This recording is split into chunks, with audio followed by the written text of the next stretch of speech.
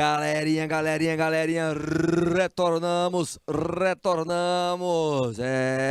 Essa turma não é brincadeira não, viu? Tô gostando de ver a participação aí, rapaz. Show de bola. Eu quero todo mundo participando, eu quero saber se estão entendendo ou não. Nós vamos começar a segunda aulinha ali, voltado para quê? Para a empresa. Olha o conteúdozinho nosso aí, ó. A forma de você lidar com as mudanças nessa globalização. O empreender aí forte, com inovação. Gente, não tem mais volta. Nessa nossa disciplina, para vocês, meus queridos técnicos em administração, não tem mais volta. Empreender, ele arrasta e tem que vir com inovação. Certo? Para a turma que está no YouTube aí, Matheus Alves, Madison, quem mais? Alan Barbosa, Antônio Gonçalves, Andriele, Nina Brito, turminha toda ligada aí. Quero vocês junto, hein? Quero vocês junto aí comigo, todo mundo, hein? Quem mais? Tá, o pessoal aí de Esperantina, Picos, cadê Esperantina? Cadê o pessoal de Dom Expedito Lopes? Cadê o pessoal de onde?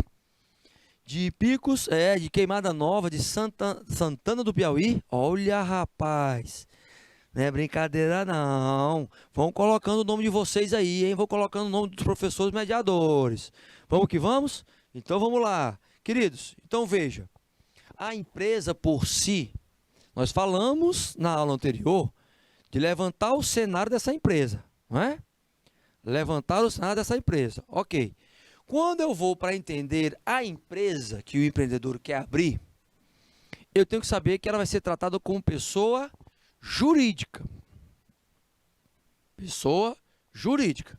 E o foco é o quê? É exercer uma atividade no mercado, de forma particular, pública ou como economia mista, oferecendo bens e serviços. Para atender o quê? A necessidade, suprir a necessidade da sociedade. Eita. Isso quer dizer o quê? Isso quer dizer que a empresa tem o objetivo também, além disso, de ser relevante para o mercado. Ah, mas aí eu busco o quê? Eu busco o lucro.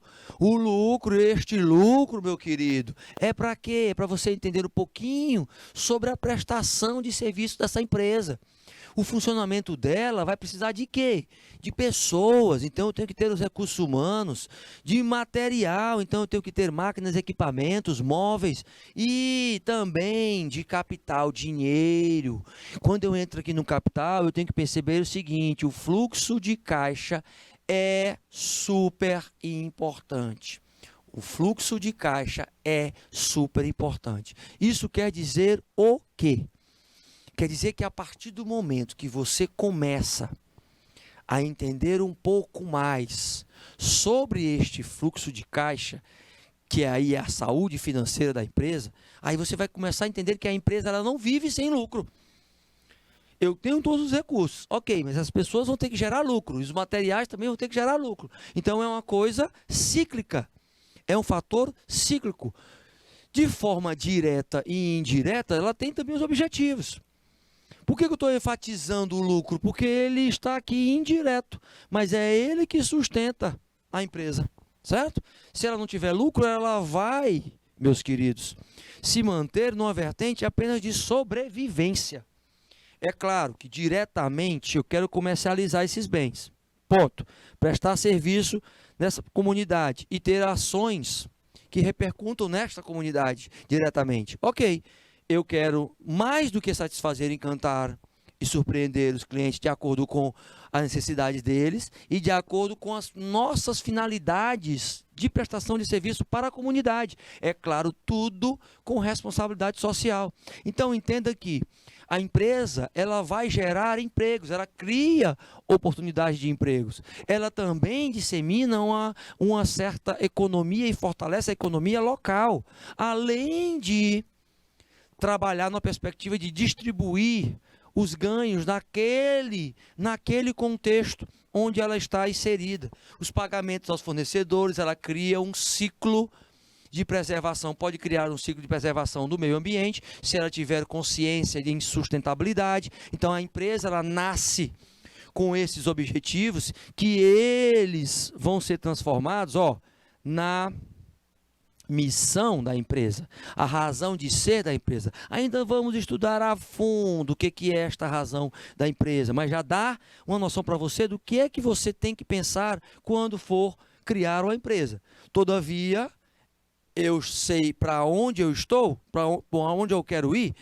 eu primeiro tenho que saber aonde eu estou, porque se eu souber a missão, a razão de ser, aí sim eu posso construir a visão, que é para onde ir. O para onde ir vai ser um fator que vai ser uma meta dentro de um prazo estabelecido para a organização.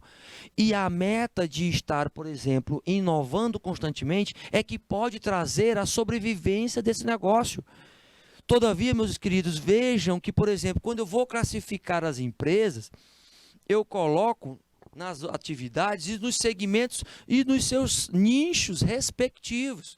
Eu tenho atividades voltadas para a produção de bens, e aí essas duas, elas se encaixam em bens de produção e bens de consumo, assim como também eu tenho a prestação de serviço voltada para quê?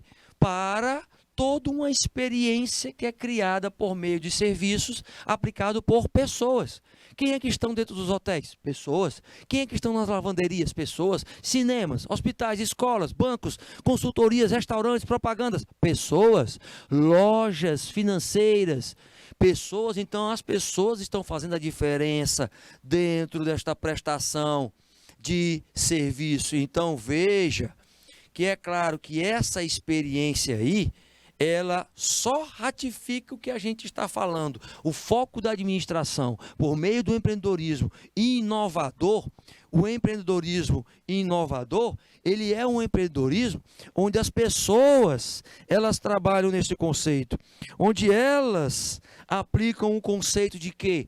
De que sabem diferenciar os produtos de bens para os serviços. Nessa questão da prestação de serviço, quem é que é o produto também concomitantemente? As pessoas. Sem as pessoas não existe prestação de serviço. Então, veja essa concepção desse esquema de classificação, porque ele vai permear. Quando o empreendedor ele entende acerca disso, ele qualifica e muito as pessoas na prestação de serviço. Por quê? Porque ele sabe que quem vai criar aquele momento único são as pessoas. Todavia, no entanto, contanto, temos o quê? Esta classificação do ramo de atividade, ela é bem taxativa. Nós temos outras? Sim. Mas se você for ver, a área industrial, a área comercial e os serviços sempre são mencionados, não é? Hoje, por exemplo, na área industrial, nós temos a chamada loja de fábrica. Mas, por exemplo, os pequenos artesanatos se caracterizam como o quê? Varejo, atacado? Não. Industrial. A área industrial, é claro, que não é produzido em larga escala. Mas se você for olhar, por exemplo, os pequenos comerciantes dentro de um varejo e os pequenos atacadistas dentro do atacado. Só que agora eu tenho o chamado atacarejo. O atacarejo. Como é que é, professor? Tem certeza? Você não está inventando essa história, não? É só você pesquisar, meu querido e minha querida, atacarejo, que é proporcionar serviços e produtos com um preço mesclado, que eu possa ganhar market share. O que é market share? Fatia de mercado, meu querido e minha querida. Fatia de mercado. Você ganhando, você que está aí, em Cajazeiro do Piauí, olha aí o Antônio Gonçalves aí. Pereira de Souza Neto, espero que vocês estejam aí com a gente, hein? Olha a turma aí de todos os polos que estão juntinhos com a gente, presta atenção, presta atenção. Curso de administração tem que entender sobre empreendedorismo, sempre entender sobre inovação. Então, eu já sei que se for para prestar serviço, as pessoas vão fazer diferença em qualquer um desses segmentos: educação, saúde, comunicação, manutenção, assessoria, consultoria, isso. Num contexto onde eu tenho que saber o tamanho dessas empresas. Essas empresas vão precisar de padronização. Quando eu falo de padronização, eu falo lá nos anos 90, por exemplo, em qualidade total. Certo? Qualidade total dos anos 90. O que nós estamos vendo agora, nesta padronização, para estar acima da média em relação aos critérios que são adotados, principalmente para acompanhar essas pequenas, grandes, médias, microempresas. Elas estão num conceito de entender acerca desta qualidade total apenas como o início de um processo, porque eu tenho que atingir a alta performance, e ela é atingida num conceito de que ela passa pela excelência. Ela passando pela excelência, eu vou atender esses critérios adotados pelos bancos, governos, entidades e etc e tal. O porte da empresa, ele pode ser classificado, por exemplo, nós temos aí, ó, o Sebraezão, um dos S's mais famosos, que dá um suporte para o empreendedorismo e a inovação, o empreender como uma concepção. Além do Sebrae, o BNDES, o Banco Nacional de Desenvolvimento Econômico e Social, também dá esse suporte para os micro, pequenos, médios e grandes empreendedores. E eles classificam aí, eles classificam os empregados, aliás, pelo número de empregados, essa participação no mercado. Então, por que eles fazem isso? De acordo com o número de empregados, eu tenho um impacto na economia. Pequenas empresas, na indústria principalmente, de 20 a 99 funcionários. No comércio é de 10 a 49. Uma média empresa classificada pelo Sebrae é uma empresa que tem de 100 a 499 funcionários. Já no comércio, segundo o Sebrae, é de 50 a 99, tá? Uma grande empresa que tem mais de 500, no caso da indústria, e no comércio que tem mais de 100. Já o Banco Nacional de Desenvolvimento Econômico e Social, ele classifica de acordo com a renda, com a receita operacional bruta anual dessas empresas. Então você vê uma micro que tem menor ou igual a 2,4 milhões, é micro. 2 milhões no ano, micro. Menor do que isso, micro. 1 milhão, micro. 200 mil, 300 mil, micro. Não é? Pequena empresa, já com um porte um pouquinho maior, de 2,4 milhões a 16, acima de 16, chegando a 90, uma média empresa, e já passando dos 90 milhões para uma empresa até que razoável, chegando aos 300 milhões, eu tenho uma média grande empresa, só que quando eu classifico a grande, é acima de 300 milhões. Ou seja, a média empresa ainda se estabelece como uma postura aí de você pegar, ó, de 16 milhões a 90 milhões. Entra na média empresa, certo? As grandes empresas com estes números. No entanto, esta receita bruta anual, ela tem que atender a um calendário. Com o quê? Com os produtos de vendas estabelecidos operacionalmente, com o preço de serviço prestado, com os levantamentos dos resultados das contas que estão lá, de acordo com o que é concedido e está sendo monitorado pelos relatórios financeiros. A constituição formal, ela é imprescindível, porque tem muita gente na informalidade e aí que não contribui para este desenvolvimento econômico da região, por exemplo. Você tem hoje em dia, você pode prestar serviços online, e o processo de criação de uma empresa hoje é um pouco mais célere do que antes. Nós temos a chamada empresa online, onde você faz e permite concretizar esta empresa via internet. É claro que a documentação você vai ter que enviar e depois vai ter o momento para comprovação desta documentação. Todavia, eu preciso de alguns profissionais para estar acompanhando esse processo. No Brasil, meus queridos, falando em constituir uma empresa, o empreendedor tem a concepção de que ele tem que aplicar, primeiro, ele tem que definir Qual a opção básica que ele vai escolher? Se ele vai ser um empreendedor individual, se ele vai estar numa sociedade empresarial limitada, se ele vai ser simples, limitado. Esses limitados, eu preciso ter ali pelo menos menos do que 2 sócios que formem a empresa e a sociedade de forma simples, voltada para atividades intelectuais. É esta perspectiva que ela começa a trazer a legalidade para a organização. A definição da participação, por exemplo, entre os sócios, tem que ser feita para ser levado para o contador. O contador traz este respaldo de estar sacramentando a participação dos dois, né? E coloca isso de forma documental, certo? Tirando o quê? Quem vai investir o quê?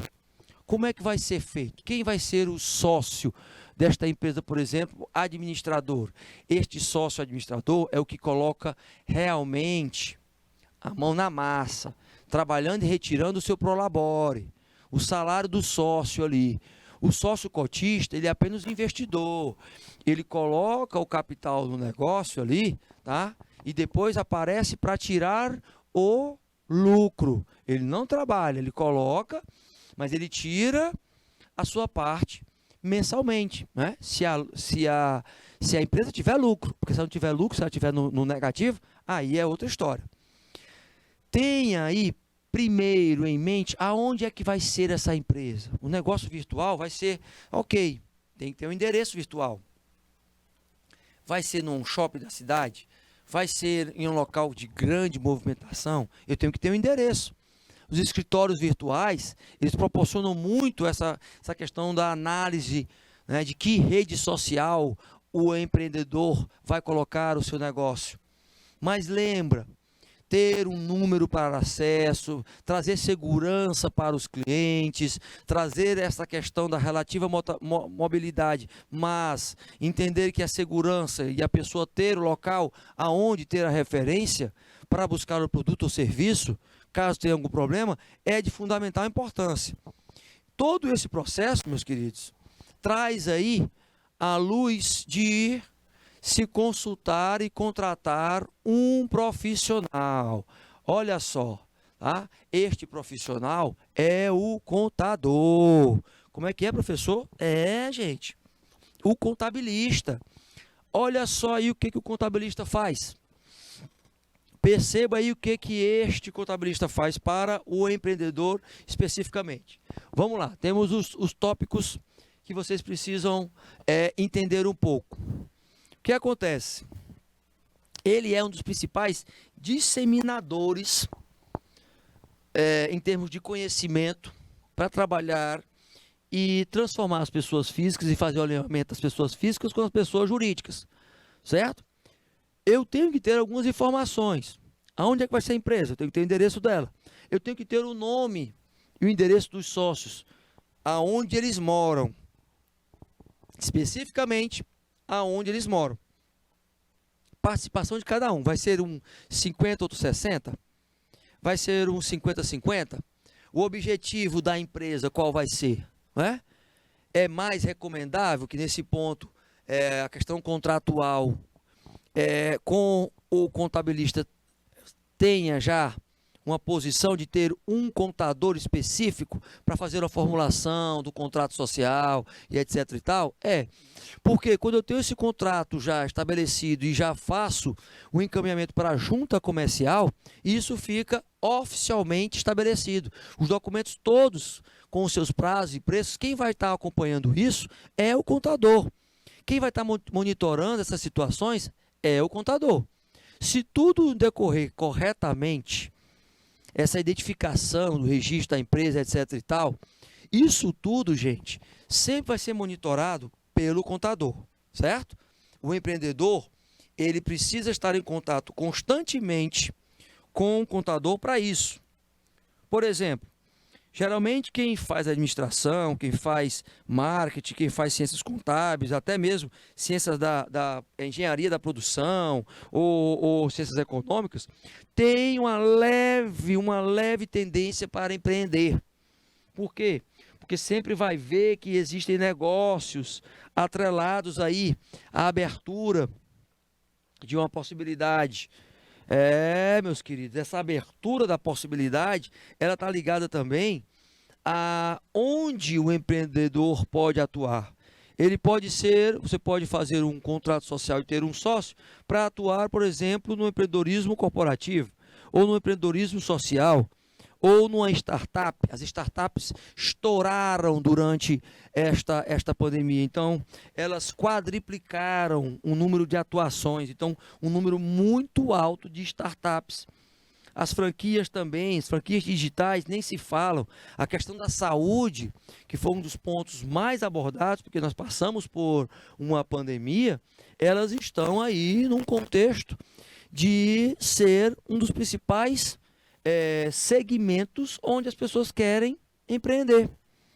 Então, este conceito de trabalho constante, acerca de entender que você vai ser o dono da empresa, quer seja ela no segmento industrial, comercial, serviços, vai ter uma finalidade, é que você possa, através destas questões, consolidar a sua empresa no mercado e obter lucro.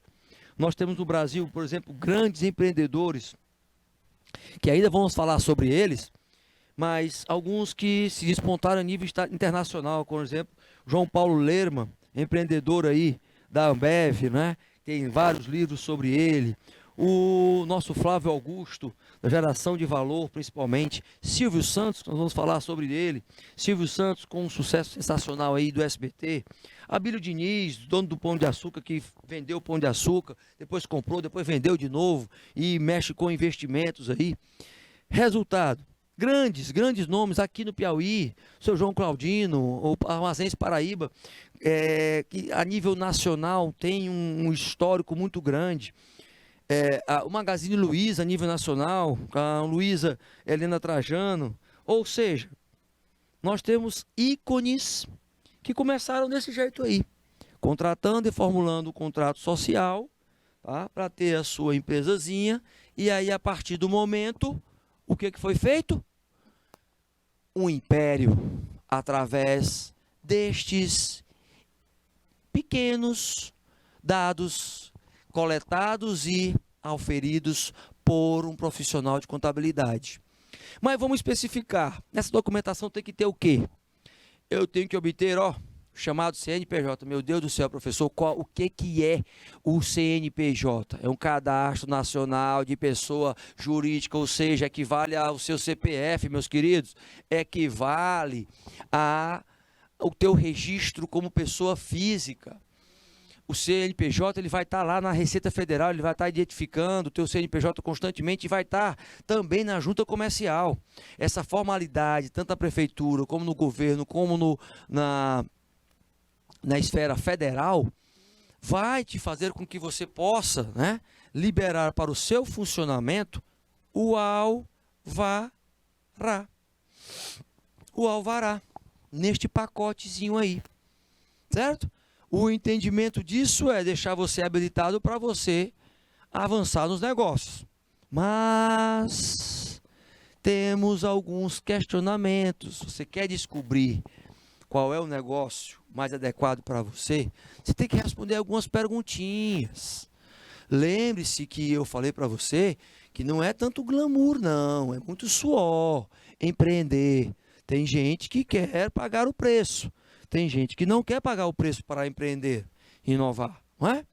Ela começando a responder por essas perguntas, ela pode se animar ou se desesperar, certo? Porque começa o seguinte, qual é o volume de capital que você tem para investir? Nenhum. Então pronto, já começa por aí, né? Não foi disciplinado para juntar dinheiro ou ter o dinheiro, já era, tá? Pode começar do zero? Pode até, você pode começar do zero. É claro que vai ser bem mais difícil, não é? Mas se você não se organizar financeiramente, já era.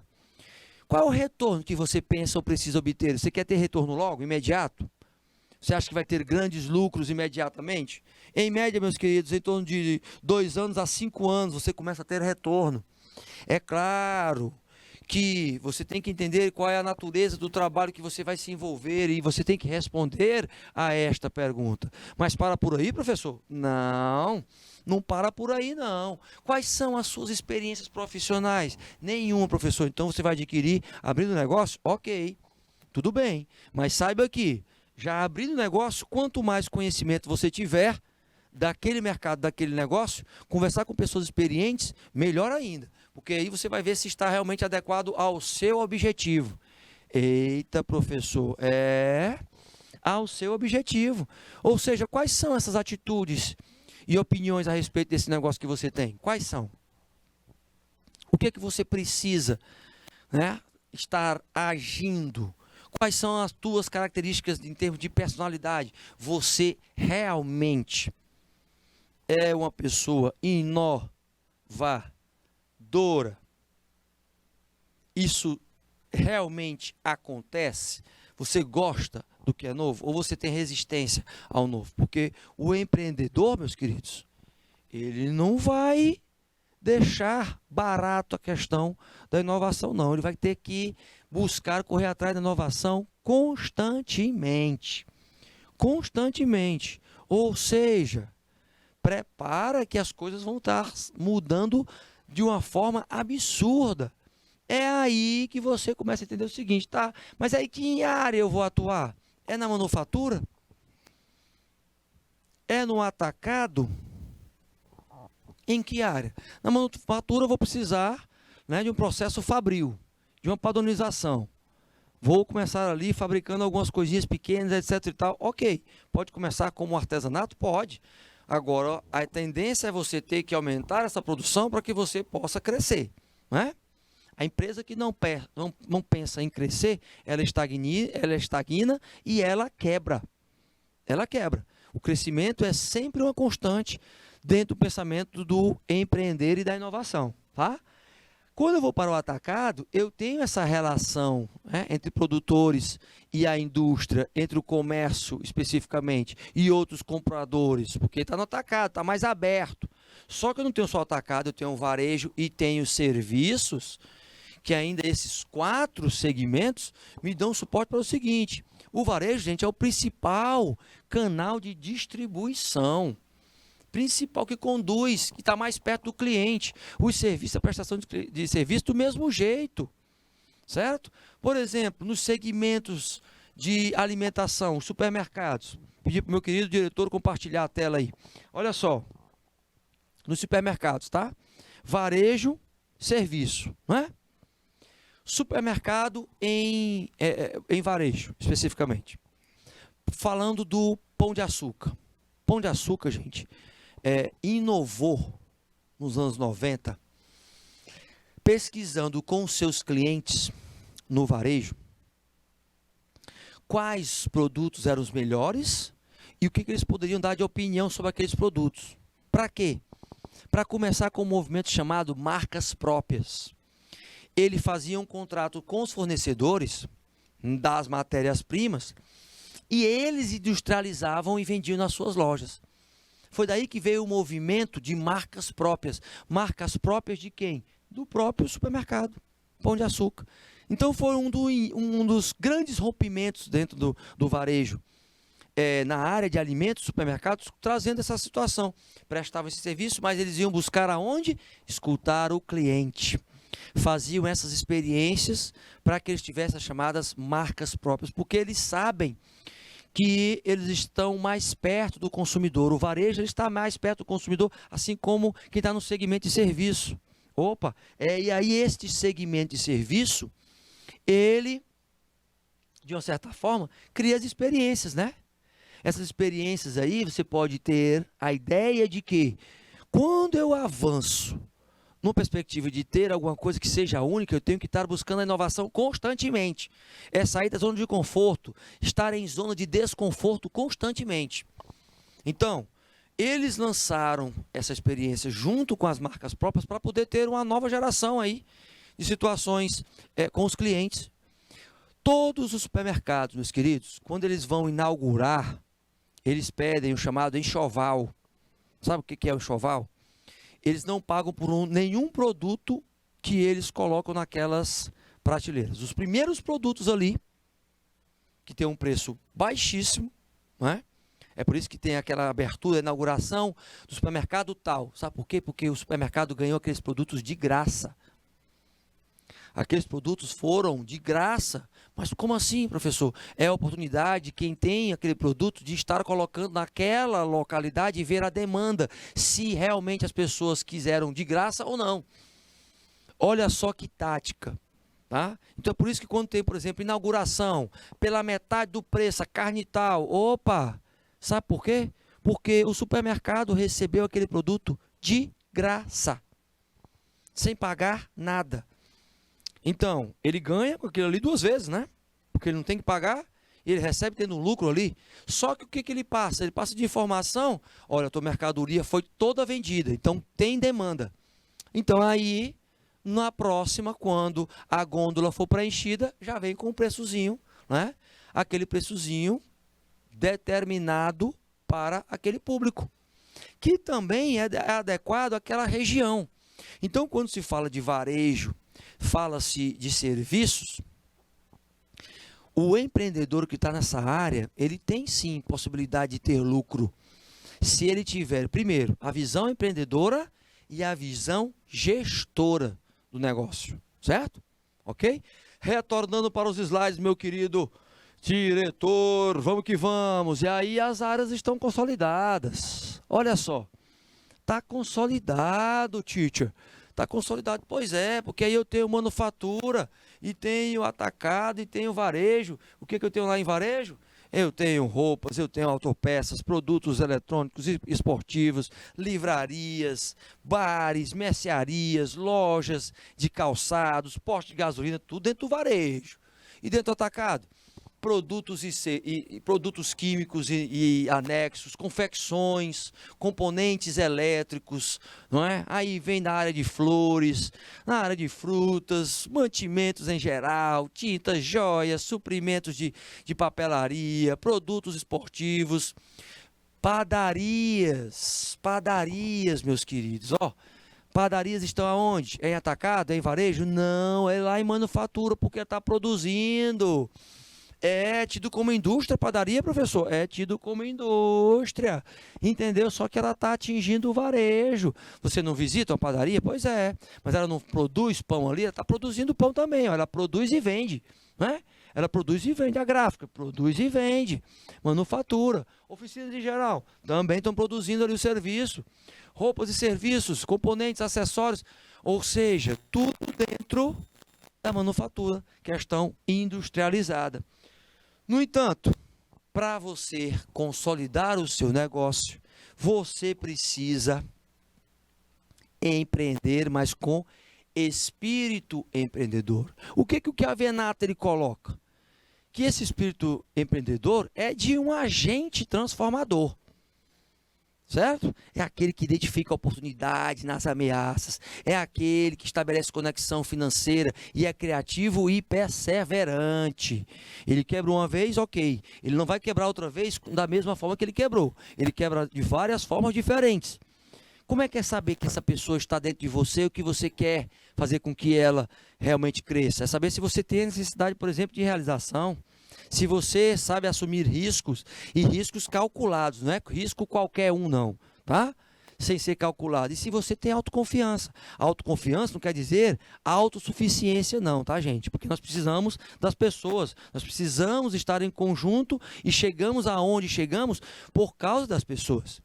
Essa necessidade de realização é se você tem um propósito. Ó, se você tem uma causa, que esta causa vai ter um efeito. Eita, professor. Ainda tem essa? Ainda tem essa, meu querido e minha querida. Porque senão ninguém vai acreditar no seu propósito. Você quer só ganhar dinheiro? Ok, você quer ganhar dinheiro, mas se você não tem um propósito também de ajudar a sociedade, se não tem, já era. Já era. Você não vai conseguir se manter, porque vai ter muita dificuldade. Certo? Tem gente que nasce com esse senso de realização lá da infância e consegue realizar esse sonho. Tem gente que aprende a ter e quer ter status quo de empreendedorismo. Só para dizer que é só para empreendedor não vai, hein? Porque não se sustenta muito tempo. A disposição de risco ela tem que ser eminentemente constante. Eu tenho que ter e passar por situações arriscadas, mas essas situações arriscadas são riscos calculados, onde isso reflete a tua autoconfiança.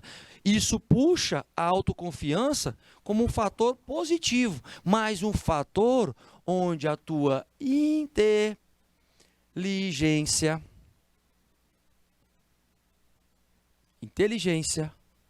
social vai ser colocada em xeque. Enxergar os problemas e dos problemas buscar as soluções, acreditar, por exemplo, nas habilidades pessoais e superá-las ou buscar superá-las, saber o que quer, onde está e para onde quer ir, faz o elo entre essas necessidades. Necessidade de ter, primeiro, autoconfiança, de assumir riscos e de se realizar ou realizar por meio da empresa. O empreendedor, ele tem sim que ter algumas características. O Dornelas, ele reforça muito que uma das principais é ser um administrador. Porque você ser um bom administrador não quer dizer que você é um bom empreendedor. Então você tem que estudar para ser os dois. As habilidades gerenciais, de ousar, de criar, de ter paixão, de amor pelo que faz, de estudar constantemente os ambientes, macro e microambientes, fazem parte do processo do empreendedor como característica fundamental. É claro que cada um tem a sua característica diferenciada. É claro que a pessoa pegou alguma coisa, está desempregada, ela vai abrir o negócio, ela vai querer empreender, etc. e tal. Ok, ela pode estar ali neste contexto, mas e aí? Depois disso, o que acontece? Como é que ela se mantém? Como é que ela vai lidar com a inovação, com a pesquisa, se ela não for correr atrás de conhecimento? Certo? Empreender, gente, é ter uma base científica. Não é só ter acesso à informação, não. É ter acesso a uma informação para que você possa tomar decisões e ter algo em comum com as pessoas que vão estar com você e, através disso, você aplicar o conhecimento. Todavia, entenda o seguinte. Entenda que eu tenho aí as características que são específicas. Características específicas do empreendedor. Aquele visionário que foca mesmo lá no futuro, é aquele que vai buscar tomar decisões, mas com destreza, é aquele que vai explorar a oportunidade de forma curiosa, é aquele determinado e dinâmico que ele é proativo e comprometido com o quê? Com a inovação constante, é aquele que é dedicado, trabalha de domingo a domingo e sabe que isso é para ele não desanima nunca. Por quê? Porque ele é uma pessoa otimista e apaixonada pelo que está fazendo. Ele sabe que o fracasso é mais um degrau para que ele possa transpor e chegar ao sucesso. Fora que ele sabe que existem dentro do ambiente a geração de empregos e que ele vai depender dessas pessoas para isso. O interdepender faz parte do processo do pensamento do empreendedor, ou seja, da mentalidade desse empreendedor. Mas para por aí não, o Dornelas ele reforça muito sobre isso e enfatiza que o enriquecer vai vir com o exercício do que você tem como propósito e o liderar da mesma forma. Se eu tenho grandes empreendedores que são líderes, esses estão conseguindo se multiplicar por meio de quê?